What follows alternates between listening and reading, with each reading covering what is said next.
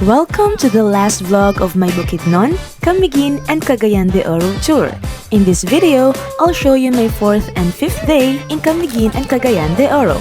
But before that, make sure you don't miss my vlog since day 1 in Bukidnon. It's packed with stories of adventures, food trips, serenity, and being one with nature.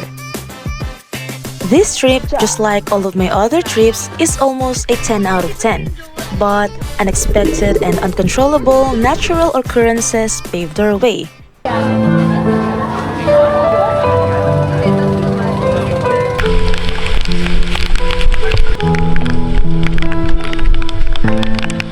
But it's God's beautiful work.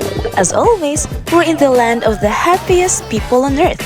There's 1,000 more reasons to smile despite unforeseen changes.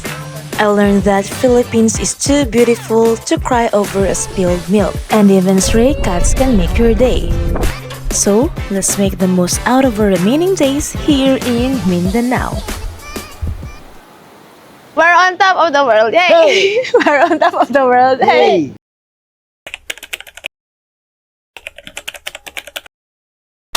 As early as 6 a.m., nandito na kami sa may mga bangka papuntang White Island. At ang dami agad mga turista kahit ganito kaaga kasi morning lang talaga open yung White Island. Ayun lang, sobrang cloudy and honestly, bago sa amin to kasi May, diba, sobrang init sa buong Pinas. Pero dito pala, normal lang na almost everyday umuulan pa rin kahit summer. Actually, bayad na nga kami sa boat, so mga 20 minutes naghintay pa kami until umulan. So nag-decide kami na mag-breakfast muna para kung titilan na yung ulan ay magko-continue kami sa White Island. So at this point, medyo nagdadalawang isip na kami kung tutuloy kami o hindi kasi kung maghihintay pa kami, ang daming oras na mauubos. Bukod sa hindi safe magbangka papuntang White Island pag umuulan, hindi mo siya may enjoy kasi puro puti lang makikita mo dun. Ang naging deal namin ay pagtapos na kami mag-breakfast at umuulan pa, ay isi-skip na namin to. Syempre, if ever that happens, malungkot kasi ito yung isa sa mga pinakasikat dito sa Camiguin. Habang nagbe-breakfast mga kasama ko, unfortunately, ako'y tinawag ng nature and di ko magets bakit ngayon pa, sa lahat ng oras ngayon pa. And I'm sorry if I have to tell this kasi sobrang unique ng experience ko dito sa CR na to. Yes, dito yung CR sa parang abandoned building na to. Hinahanap ko yung CR, yun, may label naman. Tapos nung pumasok ako, sobrang dilim. Medyo kinakabahan na ako dito kung buhay ba ako makakalabas, kung may sasaksak o babaril sa akin dito. Pero wala naman akong choice, kailangan ko ilabas to. Yes, ang weird ng CR dito. Nakatakot, walang ilaw. Fi-film ako para if ever hindi nyo na ako makita. Nandito po ako sa CR ng papuntang White Island. May isang natutulog dun. Baka mamaya mangidnap siya. Pero natatain na talaga ako. Kailangan ko tong ilabas. May tao pa sa CR. Pinatayan ko ng ilaw kasi napakadilim. I mean, akala ko yung switch kasi sobrang dilim. Yung pala may tao sa loob ng CR at inaw ng CR yun. So, update ko kayo if sasuccess ako. Sana makalabas ako ng buhay dito. Okay. Ayun, sumakses naman tayo at buhay po ako nakalabas. Ang weird, yung pinaka-weird na CR na nakita ko sa buong buhay ko na matatagpuan sa isang tourist spot sa Pilipinas. Nakakatakot. Tapos wala yung flush kasi nun, bubuhusan lang. Kaso yung pambuhos, isang malaking balde ng tubig na may tabo. Eh, Jebs, paano yun? Paano pag nga, Jebs, hindi ko pwedeng buhatin yung buong balde na yun? Kanabahan pa ako, ang ginawa ko, naka-10 yata akong ganan-ganan, salok-salok. Buti lumubog naman, no? Malagas na access tayo. Dito pala ako sumilang sa isang coffee shop dito sa labas ng port. Magko-coffee na lang kami. Saan namin mag-breakfast. Ang hirap lang, walang nahiya naman ako magsalita.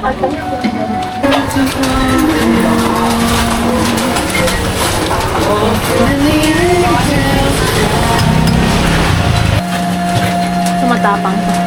Hindi masyado, ma'am. Okay.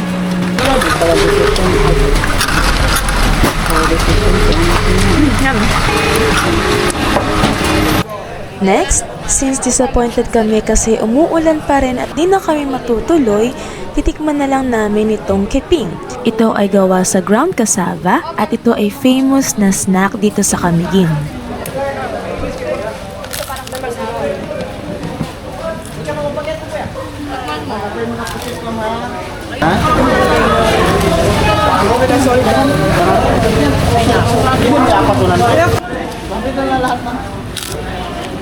Next, we headed to the Sunken Cemetery. And dahil maulan, puro puti lang yung kalangitan and more on picture-taking spot lang talaga ito. In-advise din kami ng aming guide na pwede namin bigyan ng tip si Kuya para siya ang mag-picture and video sa amin. Nakakatuwa kasi ang dami niyang alam. May pang single, may couple shots, at may drone shot pa. Akalain mo nga naman. Drone heart. Oo. Wings of love, side by side.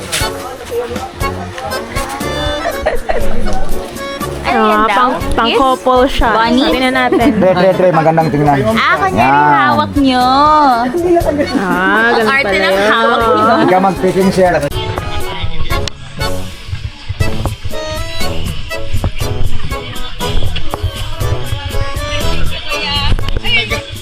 It's the output.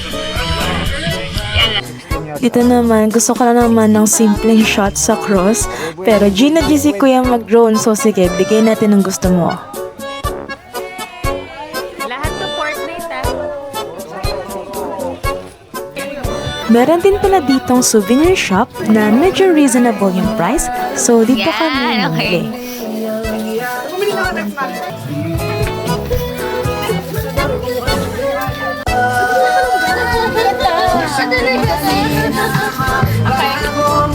Suot mo! Ayan, okay.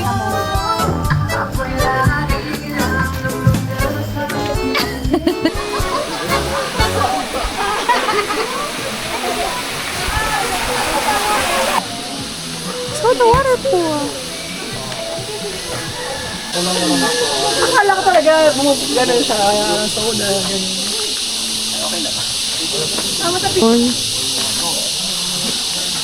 Okay, lasa daw tong matamis Oh, na soft drinks na daw. soft drinks. So, pwede daw siya tikman. Ate, saan po ulit galing tubig dito? Thank you siya, ma'am. Spring water. Kaya malinis siya. Yes po, ma'am. Okay. Sila tatanan. And spring water daw siya. Pero ba't siya matamis? That's mind-blowing. Yan, dito pwede tikman daw yung tubig.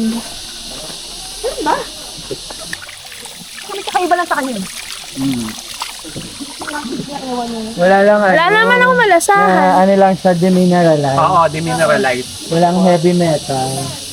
Oo, wala ka naman malalasahang ibang ano. Wala akong malasahan. Lasa clean naman yung Ibaso mo. nyo. May soda. Oo, may soda siya. Ibaso nyo. Pero Ayan, ako? yes, ang soda. Pahiramin ba ako? Oo, Bigyan ka na biril. Meron sa, meron sa. Malalasahan daw pag nakabaso. May May, ano. parang may pumuputok. Hindi ko pa rin malasahan yung soda. Hindi malasahan. Tsaka yung matamis. Last siyang mineral water Oo, for lasa me. mineral water. Parang konting masakakaiba. Di ba parang may konting sisel Ah. sa bandang dulo ng dila? Saan talaga? Nag-iingat, okay na. Okay. Di ba parang may ganon sa bandang dulo? Soda kasi. Parang carbonated. Carbonated.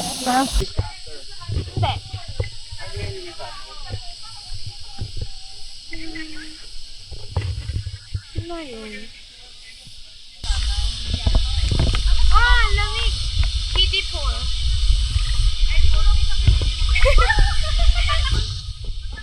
Lamig ng tubig. Marami, Meryl. Ay, di mo abot. Ate Mers, tayo ka nga. Lubog na siya. Medyo malalim na. 1, 2, 3, go!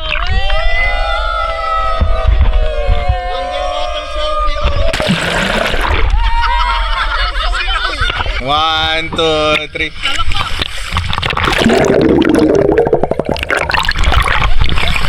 Okay, one, two, three.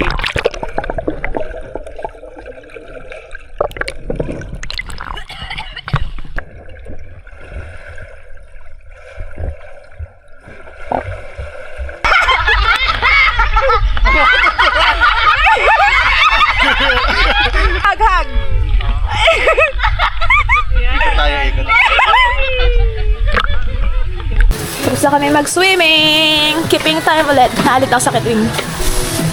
Mas maliit dito, kaya 15 lang. Yay! I don't have Varia, ha? Mami na di ka na kunong tagkuhan kay nagkalit sa kipi mo. Lasang lasa po yung fruit. Yes po. 100.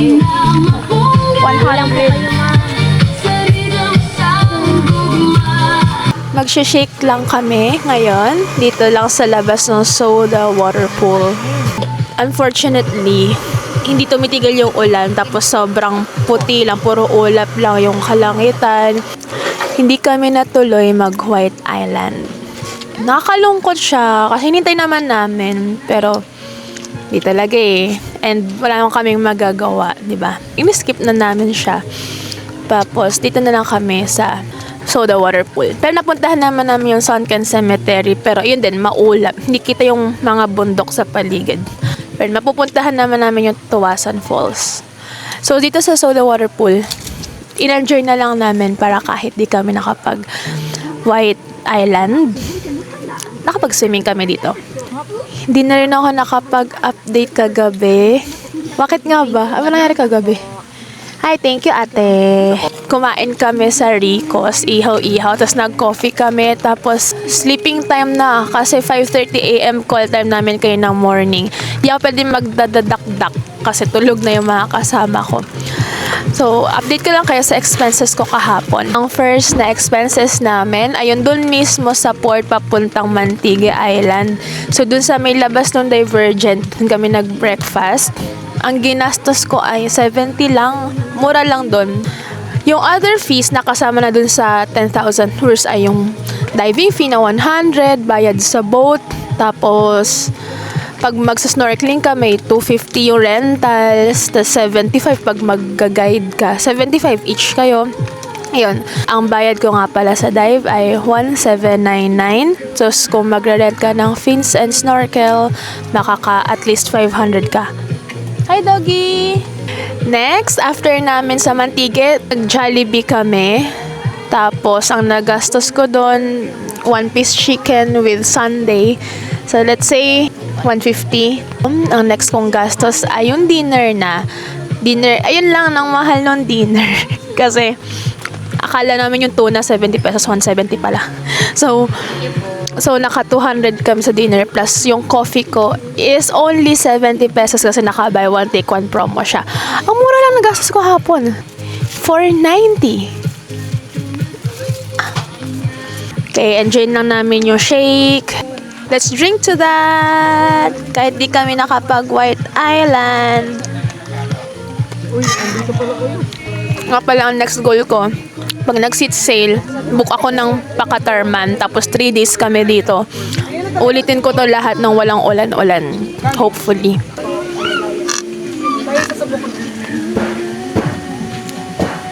First sip.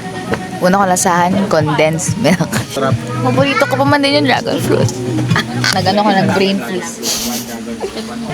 Pero ito, okay siya. Dragon fruit yun sa'yo. Yung dragon fruit lang lasang condensed. Ito, okay siya. Hindi ko malasahan yung fruit.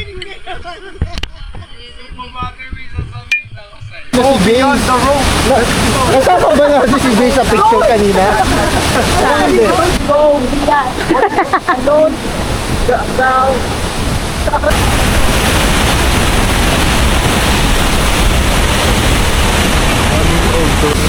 Wow, ang linaw ng tubig. Woo! Oh, lamig nga. Sobrang lamig. Ang lamig!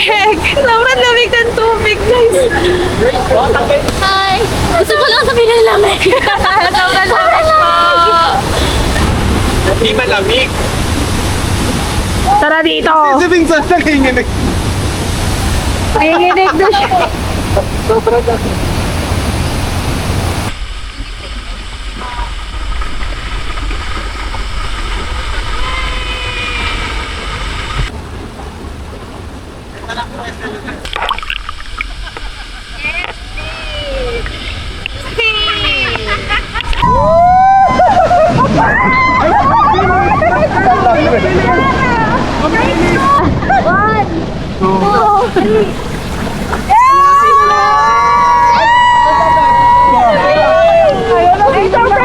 We're done. Ligo na kami dito. Meron daw CR dito na pwede maligo. Prepare lang as.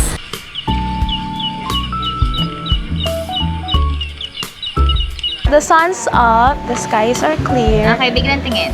Kaso, wala na. Pauwi na kami. Hindi na talaga carry mag White Island.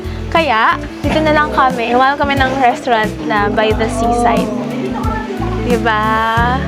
Simple cafe lang to. Tapos snacks lang yung offer. Isa pong cheese ramen hot. Beef burger isa. Tsaka isang 4 cheese pizza. Wow, pizza. Sarap naman. Team sa inyo. Yay! Tanggal yung laman.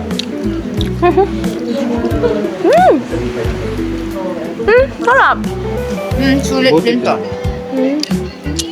Burger. Oh my God. The perfect bite.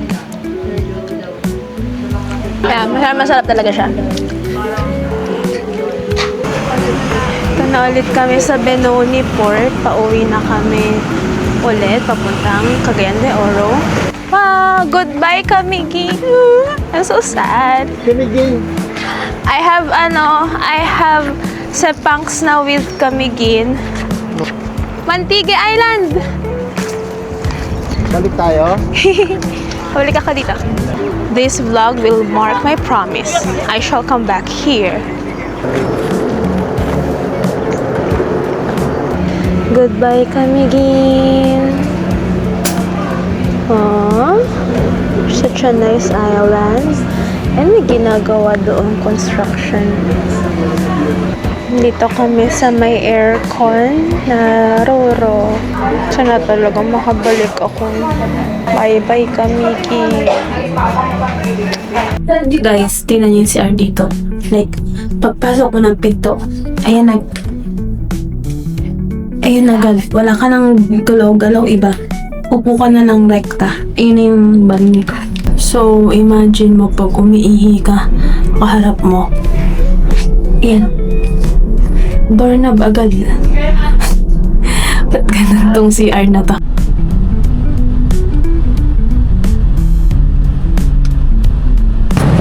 Nakahaba ng pila. Dami lang tao today sa Red Tail. Grabe. Since marami pang tao sa Red Tail, pang 8 pa kami sa bilang. So, punta muna kami ng mall. So, mamimili muna kami ng pasalubong dito sa Limcat Kai Pinoy Terminal. Ito siya, paglabas ng mall. Tatawid lang. So, you can buy lots of pasalubongs here. Ito kami bumili dati.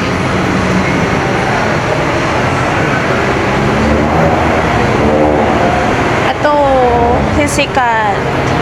Bumili ako ng shredding peanuts. 125 isa. Walang plain eh. Taste test! Oh. Chocolate dried. Sarap! Yum yum! Hey, red tail time! Woohoo! Yan, mag-ponytail tayo kasi makipagsabakan ako sa crabs and shrimps.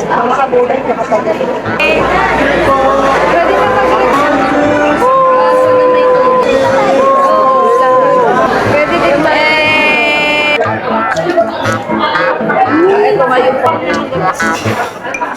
Baked mussels.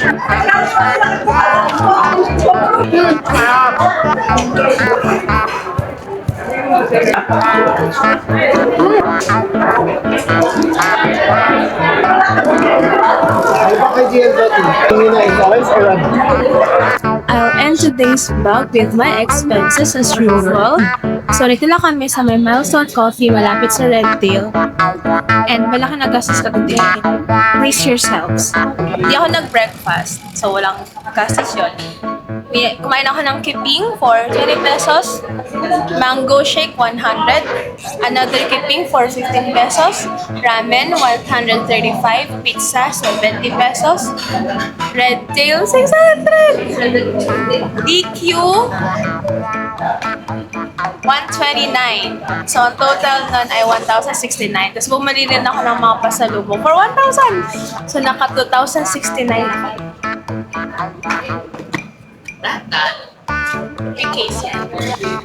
So, that's it. Medyo nagwalwal na kami kasi last night na namin to sa CDO. Bukas uuwi na sila. Tapos kami, lilipad na kami sa Surigao for Dinagat Islands. Tomorrow naman, 7:30 kami aalis for water rafting. Ayan, excited ako in highlight for tomorrow. So, good night. Wala na akong pera. Bye-bye. Rafting, water rafting. Madalas ba yung sleep? Hey! Una! Oh, Asian and the only